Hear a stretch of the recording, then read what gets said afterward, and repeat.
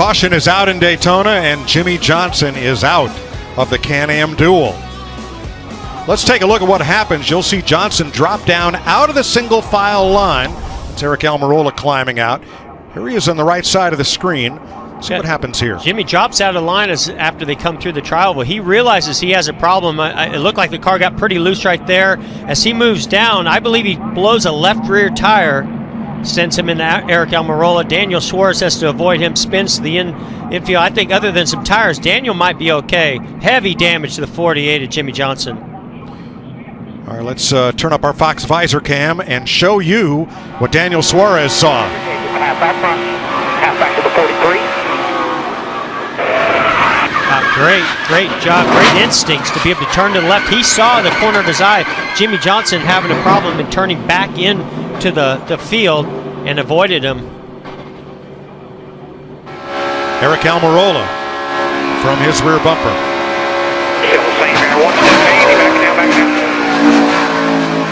Absolutely nothing that Eric Almirola can do any different to avoid that. And we'll ride along with the 7-time champion of this series, Jimmy Johnson.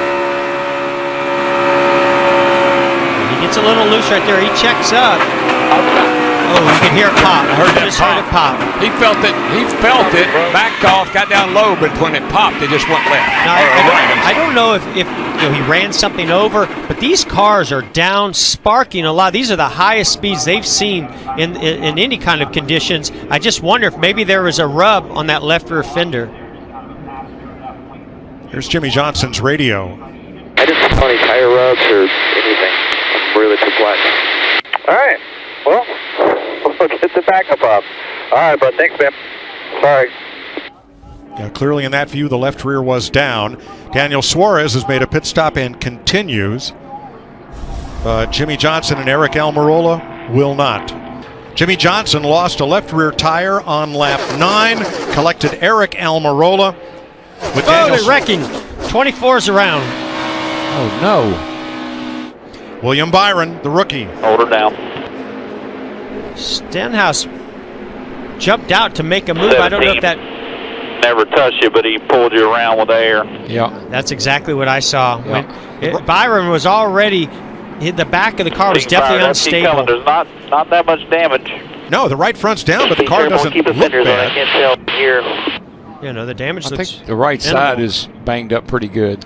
But I had seen him moving around quite a bit with the back of the car going down the straightaways, and when Stenhouse pulled out, it just sucked that car around to the left. Watch this, Mike. All right, watch Stenhouse on your right, the blue car back here behind the 24 when he jumps out.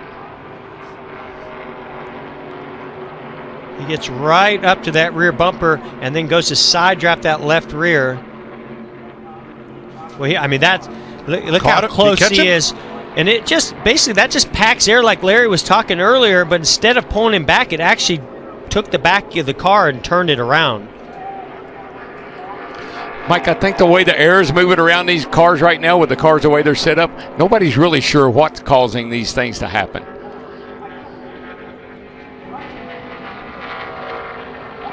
Boy, Stenhouse was... Yeah, he did get the nose, and there's a lot of different pieces that connect to the radiator in that nose that could have been damaged that we can't see from here. They're tied out back. 24 and 17 popping out line. Stand behind you, stand behind you, stand behind you. Stay up front, stay up there. Inside. Now let's ride with Kurt Busch.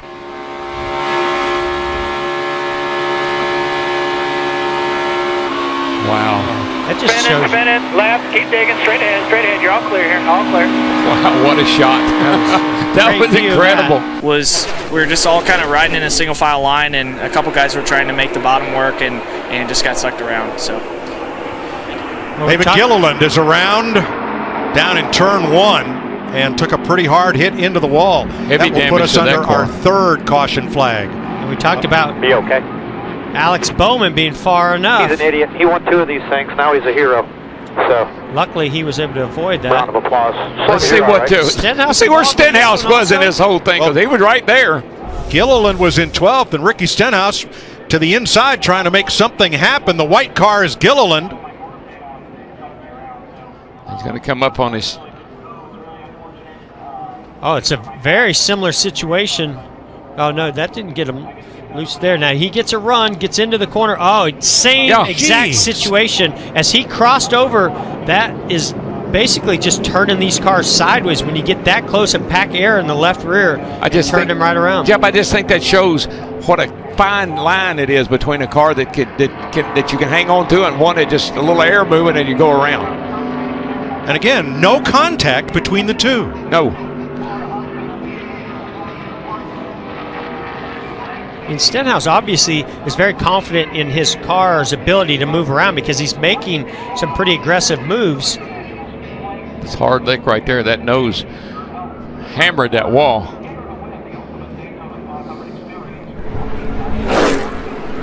Just nothing David could do right there. Once that car came around, he's just along for the ride.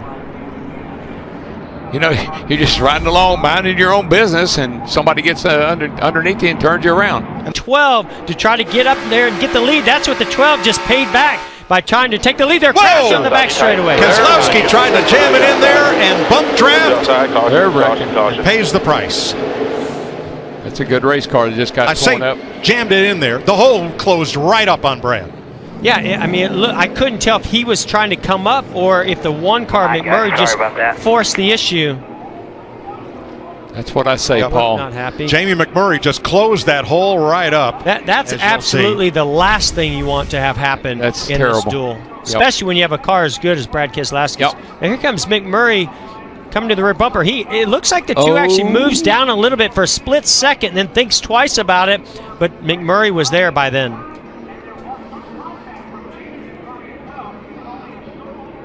Now you'll see that close up from the Goodyear blimp.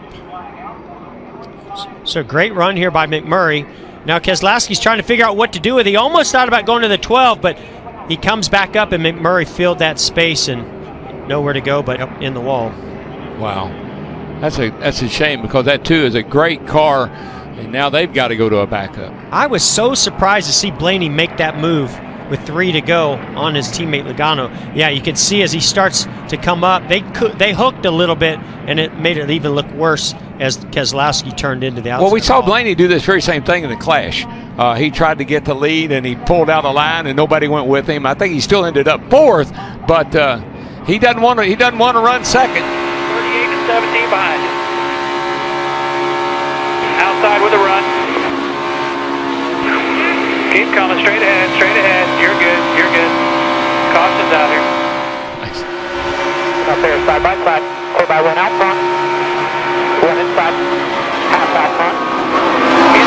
Inside. Well, Suarez has done some great maneuvering around some of these wrecks tonight. Bubba did a nice job right there too, guys. Up to 3rd place and a great move by him. And that awesome view from our visor cam. Heavy damage there. I can't imagine that they'll be able to fix that. Nope, a lot of damage. 11 complete. Chase Elliott pushing the issue with Eric Jones. Oh, Jones around. Just like we saw in Duel 1 with Stenhouse. Yep, same thing. Matthew Benedetto, the 32. Patrick shoots by. Kyle Larson is in it. I think Larson, minimum damage. Oh, no, his left front's tore up. You know, anytime there's a rule change, Mike, Jeff, there are unintended consequences. And these cars getting loose when somebody gets alongside of them like that is an unintended consequence. We saw Chase Elliott. He started to push the issue. He saw an opening, and he started to go for it. But then he backed out. And as he backed out and they came off the corner and it flattened out, it's just spun the 20 of Eric Jones. So here you can see Chase Elliott side drafted in the 78. He goes for a move, and he says, no, I'm not quite ready to make that move. But he stays right there on that crucial part of the quarter panel, and that air, as it was packing up on that left rear, as Eric Jones came off the banking, spun him right around. I don't think that Jones ever hit anything. You can see Jones gets a little contact loose right there. You saw that right front tire spoke a little bit.